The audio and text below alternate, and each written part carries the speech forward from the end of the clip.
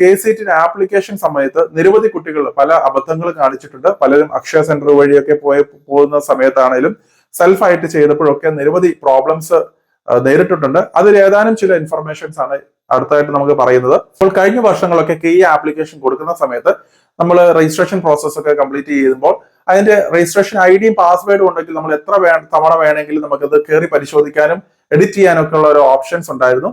അപ്പോൾ ഞാൻ വ്യക്തമായിട്ട് KEയുടെ ഓരോ സ്റ്റെപ്പ് ബൈ സ്റ്റെപ്പ് ആയിട്ടുള്ള പ്രോസസ്സ് കാര്യങ്ങളൊക്കെ ഞാൻ ഒരു വീഡിയോയിൽ പറഞ്ഞിട്ടുണ്ട്. നിങ്ങൾക്ക് അതിന്റെ ലിങ്ക് ഇവിടെ കാണാവുന്നതാണ്, കയറി പരിശോധിക്കാവുന്നതാണ്.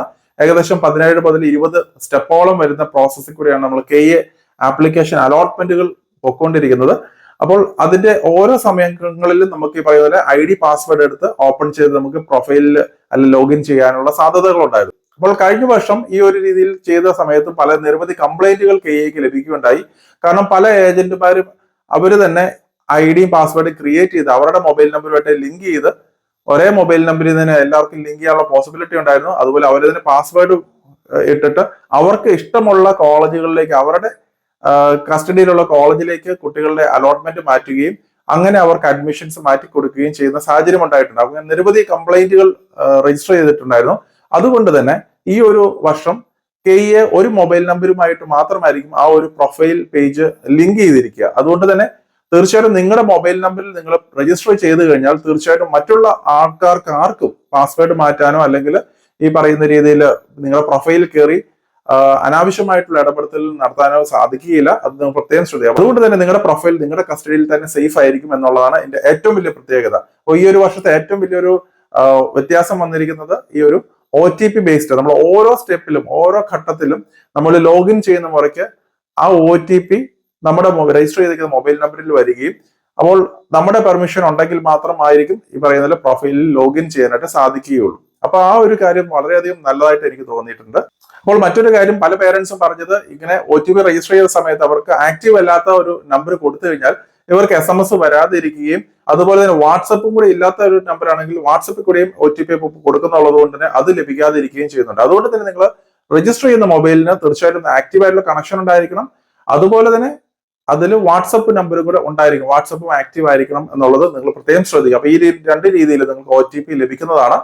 മറ്റൊരു കാര്യം നിങ്ങൾ ശ്രദ്ധിക്കേണ്ടത്, പ്രോപ്പറായിട്ട് ചെയ്തില്ല എന്നുണ്ടെങ്കിൽ ഈ പറയുന്നതിൽ പ്രത്യേകിച്ച് നമ്മൾക്കറിയാം നോൺ കർണാടക സ്റ്റുഡൻസിന് പ്രത്യേകിച്ച് കേരളൈറ്റ്സിനൊക്കെ ക്ലോസ് Y ആണ് നമ്മൾ നൽകേണ്ടതായിട്ട് വരിക. പലരും തെറ്റിച്ച് ഈ പറയുന്ന ക്ലോസുകൾ കൊടുത്തു കഴിഞ്ഞാൽ അത് കർണാടക കോട്ടയായിട്ട് തെറ്റിദ്ധരിച്ച് ഒരു പക്ഷേങ്കിൽ നിങ്ങൾക്ക് മിസ്റ്റേക്കുകൾ വരുത്തുകയും നിങ്ങളുടെ ഒരു പക്ഷേങ്കിൽ ആപ്ലിക്കേഷൻ റിജക്ട് ആകാനുള്ള ചാൻസസ് കൂടുതലായിട്ട് കാണാറുണ്ട്. മറ്റൊരു കാര്യം, നമ്മൾ മാനേജ്മെന്റ് സീറ്റിലേക്കാണ് നമ്മൾ നോൺ കർണാടക സ്റ്റുഡൻസിന് ആപ്ലിക്കേഷൻ കൊടുക്കാൻ സാധിക്കുക. അതുകൊണ്ട് തന്നെ യാതൊരുവിധ റിസർവേഷൻസും ഇവിടെ ആപ്ലിക്കബിൾ അല്ല. അതുപോലെ നോൺ കർണാടക സ്റ്റുഡൻസ് ആയ നമ്മൾ എല്ലാവരും തന്നെ മാനേജ്മെന്റ് സീറ്റിലേക്കാണ് ആപ്ലിക്കേഷൻ കൊടുക്കുന്നത്. അതുകൊണ്ട് തന്നെ യാതൊരുവിധ റിസർവേഷൻസും നമുക്ക് ലഭിക്കുകയില്ല എന്നുള്ളത് കൂടെ മനസ്സിലാക്കുക. പല കുട്ടികളും റിസർവേഷൻസിന്റെ ഒക്കെ ഡീറ്റെയിൽസ് എല്ലാം കൊടുക്കുകയും അതിന്റെയൊക്കെ ഡോക്യുമെന്റ്സ് അപ്ലോഡ് ചെയ്യുകയൊക്കെ ചെയ്തിട്ടുണ്ടായിരുന്നു.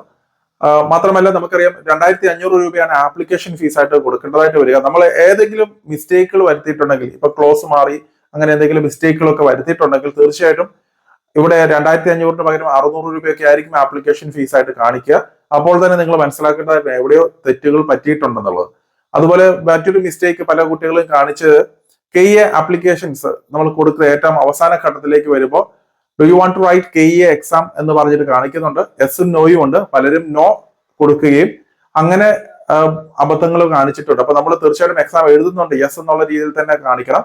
കാരണം മെഡിക്കൽ അനുബന്ധ കോഴ്സുകൾ MBBS പോലെയുള്ള മറ്റുള്ള മെഡിക്കൽ കോഴ്സുകൾക്കൊക്കെ നീറ്റ് എക്സാം ആണ് പരിഗണിക്കപ്പെടുക. അവർക്ക് എക്സാം എഴുതേണ്ടതായിട്ട് വരുന്നില്ല, അവർ ജസ്റ്റ് KEയിൽ ആപ്ലിക്കേഷൻ ചെയ്താൽ മതിയാവും. അങ്ങനെയുള്ള കുട്ടികൾക്കാണ് ഈ പറയുന്ന എക്സാം എഴുതണ്ട, നോ ടിക്ക് ചെയ്യേണ്ടതായിട്ട് വരും. അപ്പൊ നമ്മൾ എക്സാം എഴുതേണ്ടത് കൊണ്ട് തന്നെ BS നഴ്സിംഗ് താല്പര്യമുള്ള കുട്ടികൾ തീർച്ചയായിട്ടും അത് എസ് എന്നുള്ളത് ടിക്ക് ചെയ്യേണ്ടതായിട്ടുണ്ട്.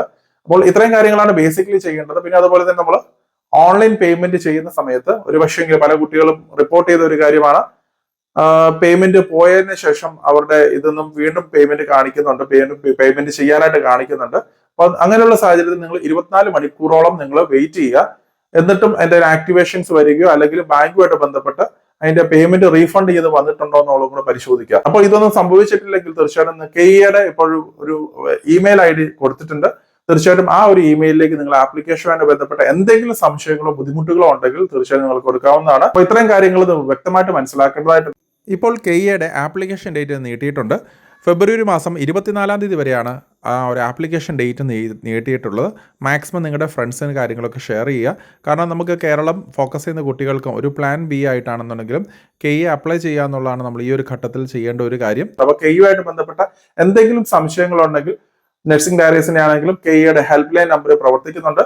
നിങ്ങൾക്ക് ആപ്ലിക്കേഷൻ സംബന്ധിച്ച് എന്തെങ്കിലും ഡിഫിക്കൽട്ടീസോ അല്ലെങ്കിൽ ആപ്ലിക്കേഷൻസും അത് അനുബന്ധമായിട്ടുള്ള അലോട്ട്മെന്റ് പ്രോസസ്സിലെല്ലാം ഹെൽപ്പ് ചെയ്യണമെന്നുണ്ടെങ്കിൽ തീർച്ചയായിട്ടും കെയ്യെ ഹെൽപ്പ് ലൈനിൽ കോൺടാക്ട് ചെയ്യാവുന്നതാണ്. അതിന്റെ നമ്പറുകൾ കാര്യങ്ങൾ കൊടുത്തിട്ടുണ്ട്. ഡിസ്ക്രിപ്ഷനിൽ നിങ്ങൾക്ക് അതിന്റെ ഡീറ്റെയിൽസ് കിട്ടുന്നതാണ്. അപ്പോൾ കർണാടകയിൽ ബി.എസ്.സി നഴ്സിംഗ് നിങ്ങൾ പഠിക്കാൻ ആഗ്രഹിക്കുന്ന കുട്ടികളാണെങ്കിൽ തീർച്ചയായിട്ടും നിങ്ങൾ KCET കൂടി അപ്ലൈ ചെയ്യാനായിട്ട് പ്രത്യേകം ശ്രദ്ധിക്കുക. അപ്പോൾ മാക്സിമം ഇത് നിങ്ങളുടെ ഫ്രണ്ട്സിനും റിലേറ്റീവ്സിനും ഒക്കെ ഷെയർ ചെയ്യാനായിട്ട് പ്രത്യേകം ശ്രദ്ധിക്കുക. മറ്റൊരു അപ്ഡേറ്റുമായി ഉടൻ തന്നെ കാണാം. നന്ദി.